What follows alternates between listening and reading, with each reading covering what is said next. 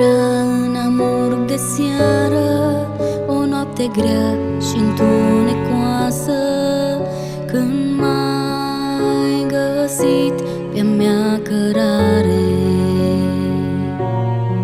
Pierdut în mine rătăceam, cu ochii în lacrimi eu zăceam, zdrobită de a mea durere.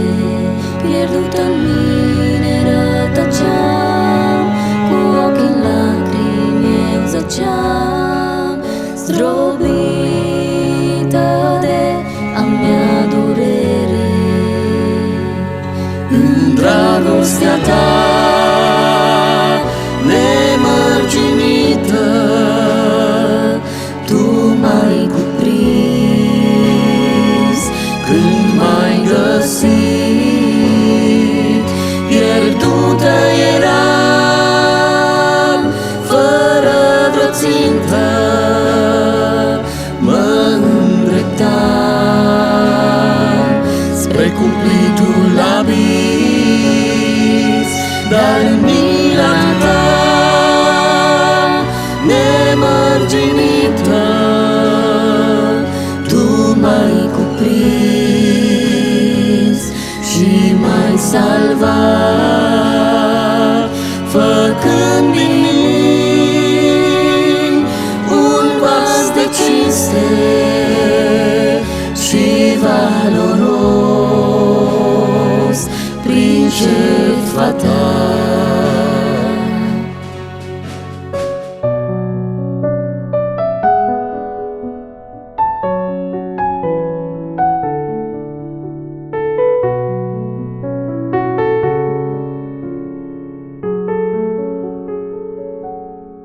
De când l-am întâlnit pe Domnul, viața întreagă s-a schimbat și azi sunt uimit de-a sa iubire.